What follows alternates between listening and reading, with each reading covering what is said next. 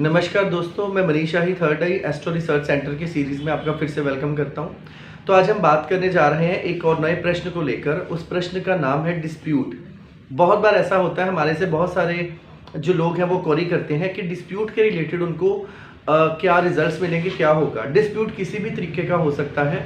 Dispute हमारे किसी normal झगड़े को लेकर, जैसे दिन में किसी के साथ किसी भी तरीके से छोटा मोटा झगड़ा हो गया और उस चीज़ को लेकर किसी भी तरीके के फैसले के बारे में बात करनी है, या हम ये कह सकते हैं कि कोई कोर्ट केस चल रहा है, उसमें क्या रोल रहेगा। देखिए, किसी भी डिस्प्यूट को लेकर हमें जिन हाउसेस को देखना होता है वो हाउसेस के बारे में पहले हम बात करते हैं। देखिए, डिस्प्यूट को लेकर अगर हम बात करेंगे तो डिस्प्यूट का जो रिजल्ट आता है वो जनरली चौथे घर से आता है। यहाँ पर जो पहला घर होता है, पहले घर से हम लोग या जो लोग क्वेरी करते हैं या जिन लोगों ने केस किया है या जो क्वेरिस्ट आपके पास आता है वो सिग्निफाई करता है। सेवंथ हाउस जो है वो ओपोनेंट पार्टी को सिग्निफाई कर रहा है, उस पार्टी को जिस पार्टी के साथ आपका झगड़ा चल रहा है। अगर हम चौथे घर की बात करें तो जो चौथा घर होता है ये झगड़े के रिजल्ट का घर होता है। आपके जो रिजल्ट है वो कैसा आएगा, कैसा नहीं आएगा। जो 10th हाउस है ये अथॉरिटीज को लेकर होता है, जो मिडल मैन उस झगड़े को सॉल्व कर रहा है, या हम इसको जज का घर भी कह सकते हैं।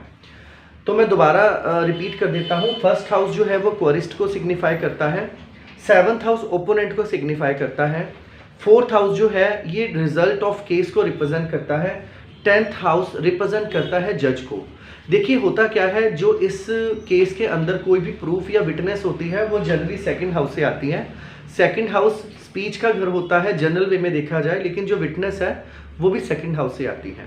यहाँ पर एक बहुत बड़ा रोल होता है किसी भी कोर्ट को उसके अंदर वकील को लेकर। तो अगर हम वकील की बात करें, ये जो 5वां घर है ये हमारे वकील का घर होगा। कहने का मतलब है वकील का काम होता है बुद्धि लड़ाना। 5वां घर हमारी मेमोराइजिंग पावर का और हमारे इंटेलेक्चुअल का घर होता है।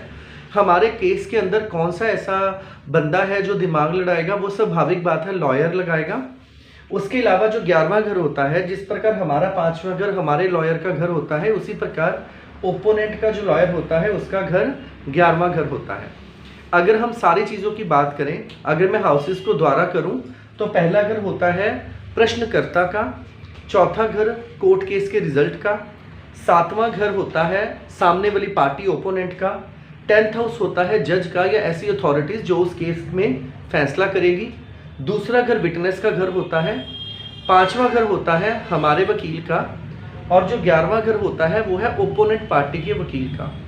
जिस प्रकार 12वें घर से हमारे जनरल एक्सपेंसेस आते हैं, इसी प्रकार कोर्ट केस के अंदर 12वां घर जनरल एक्सपेंसेस का होगा कि उस केस के ऊपर आपके कितने एक्सपेंसेस खर्च होंगे, या अगर वो क्राइम के रिलेटेड कोई भी केस है तो उसमें ये कहा जा सकता है कि इम्प्रिजनमेंट के लिए भी हम 12वें घर को कंसीडर करते हैं।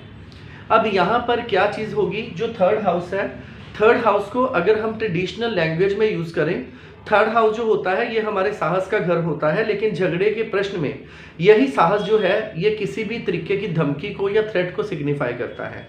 जब कभी भी ओपोनेंट पार्टी किसी पार्टी को थ्रेट करती है या धमकी देती है, उसके लिए थर्ड हाउस रिस्पॉन्सिबल होता है। और अगर 6th हाउस की बात की जाए, जो कि जनरली रुकावट का घर होता है, हमारे प्रश्न शास्त्र में 6th हाउस किसी भी केस के प्रोलॉन्ग्ड चलने को सिग्निफाई करता है। जो केस बहुत लंबे चलेंगे उस चीज़ में छठे घर का रोल होता है। 8वां घर लॉस ऑफ कोर्ट केस का घर होता है। 9वां घर जो कि जनरली भाग्य को रिप्रेजेंट करता है। अगर भाग्य को हम प्रश्न शास्त्र के साथ लिंक करेंगे तो हम कह सकते हैं जब केस के अंदर कोई भी सडन टर्न आता है या कोई अचानक डिवाइन गॉड ग्रेस हो जाती है, डिवाइन हेल्प मिलती है, उसके लिए 9th हाउस रिस्पॉन्सिबल होता है। अगर हम 12 के 12 घरों को सिग्निफाई करें, यहाँ पर केंद्र के घरों का रोल बहुत बड़ा रहता है। एक बात का ध्यान रखें, लग्न हम है या हमारी पार्टी है, 7वां घर ओपोनेंट है। अगर लगन का रिलेशन चौथे घर के साथ होगा तो केस उसके हक में जाएगा। 7वें घर का रिलेशन चौथे घर के साथ होगा, केस सामने वाले के हक में जाएगा।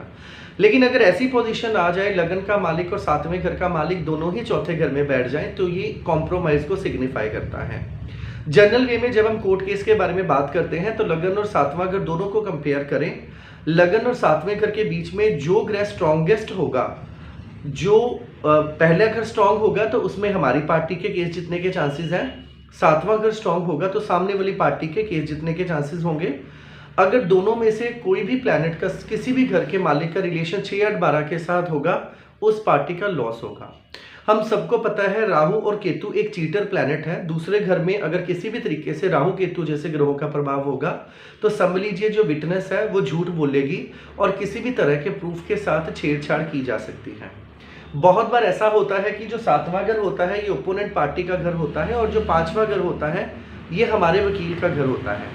हमारा वकील जो कि 5वें घर से आता है, ओपोनेंट जो कि 7वें घर से आता है, किसी भी तरीके से 5वें घर का रिलेशन 7वें घर के साथ होना, ये कहा जा सकता है कि हमारा जो वकील है वो सामने वाले की पार्टी के साथ मिला हो सकता है।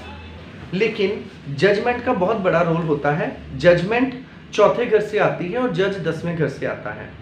जब कभी भी 10th हाउस के ऊपर सूर्य जैसे स्ट्रिक्ट प्लैनेट का प्रभाव होगा या मंगल जैसे स्ट्रिक्ट प्लैनेट का प्रभाव होगा, ऐसी पोजीशन में जो जज है बहुत ही बोल्ड डिसीजन लेते हैं और इसमें किसी भी तरह की चीटिंग इन्वॉल्व नहीं होती। लेकिन जज वाले घर के अंदर किसी भी तरीके से रेट्रोग्रेड प्लैनेट का आना जज को बड़ी जल्दी चेंज कर देता है। ऐसी पोजीशन में आपके केस के अंदर जज चेंज हो सकता है। जब जज वाले घर के ऊपर गुरु जैसे लॉयल प्लैनेट का और सात्विक और सच्चे प्लैनेट का प्रभाव होता है, ऐसी पोजीशन में जो जज होते हैं वो बिल्कुल लॉयल डिसीजन लेते हैं दोनों पार्टियों को लेकर। जब मरकरी और मून जैसे एक फन वे वाला प्लैनेट, मरकरी और मून जैसे इमोशनल प्लैनेट का प्रभाव होता है, ऐसी पोजीशन में जो जज होते हैं वो हर सेंटिमेंट्स को ध्यान में रखते हुए डिसीजन ले सकते हैं। लेकिन इस बात का ध्यान रखें, ऐसी पोजीशन में 5वें और चौथे घर का स्ट्रांग होना बहुत ज़्यादा ज़रूरी होता है। अगर किसी भी केस के अंदर प्रश्न शास्त्र में प्रश्न के अंदर चौथा और 5वां घर स्ट्रांग होगा तो ऐसी पोजीशन में आपके कोर्ट केस के जीतने के चांसेस बहुत हो जाते हैं। लेकिन अगर मान लीजिए इसमें केंद्र के घरों के मालिक सभी के सभी मूवेबल साइन में हो प्रश्न लगाने के समय में, तो अब ये समझिए कि आपका प्रश्न आगे मूव हो सकता है। वो लोअर कोर्ट से आगे हाई कोर्ट में या किसी और कोर्ट में भी जा सकता है। लेकिन अगर स्ट्रॉन्ग लग्न और स्ट्रॉन्ग चौथा घर और उन दोनों की कंजंक्शन केंद्र में होना आपको कोर्ट केस में जीत हासिल करवा सकती है। लेकिन एक बात का ध्यान रखें, अगर 5वें और 11वें घर का मालिक जो हमारा वकील और सामने वाले घर का वकील होता है, दोनों किसी भी तरीके से केंद्र और त्रिकोण वाले घर में कंजक्टेड हो जाए तो ये कहा जा सकता है जो दोनों लॉयर्स हैं वो दोनों मिलके कोर्ट केस में समझौता करवाएंगे, जो कि एक बहुत ज़्यादा पॉजिटिव पॉइंट होता है। जब कभी लगन और चौथे घर का रिलेशन छठे घर के साथ हो जाता है, समझ लीजिए ये केस अभी बहुत ज़्यादा आगे चलने वाला है, तो यहाँ पे बहुत सारी प्रॉब्लम होगी। 5वें और 11वें घर में राहु केतु जैसे चीटर प्लैनेट्स का प्रभाव होना ये दर्शाता है कि जो लॉयर्स हैं वो आपको केस में मिसगाइड कर सकते हैं। ऐसी पोजीशन में अगर किसी भी तरीके से 5वां और 11वां घर कमज़ोर आता है तो आप अपने क्लाइंट को ये डायरेक्शंस दे सकते हैं कि आप अपने लॉयर को चेंज कर दें। इस प्रकार आपने देखा कि चौथे घर का रिलेशन 8वें घर के साथ होगा तो ऐसी पोजीशन में लॉस ऑफ कोर्ट केस पे इंडिकेट हो सकता है। समझौते में और कॉम्प्रोमाइज़ में लग्न और 7वें घर का चौथे घर में कंजक्ट होना बहुत पॉजिटिव माना जाता है। और अगर केंद्र के घरों में सारे के सारे सौम्य ग्रह आ जाएं तो ये कहा जा सकता है कि केस बहुत अच्छे से कॉम्प्रोमाइज़ की तरफ आगे बढ़ सकता है। इसमें और बड़े छोटे छोटे से पॉइंट होंगे कि इसमें सामने वाली पार्टी कोर्ट रूम में आएगी कि नहीं आएगी, केस कितना आगे बढ़ेगा, बहुत सारी चीज़ें होंगी जो कि आगे जाकर हम छोटी छोटी चीज़ों को लेकर इसको इंटरलिंक कर सकते हैं। तो होपफुली आपको आज का हमारा टॉपिक बहुत अच्छा लगा होगा। अगली बार फिर एक नए टॉपिक के साथ मिलेंगे, तब तक आप हमारे चैनल को लाइक, सब्सक्राइब और शेयर ज़रूर करें। Thank you so much.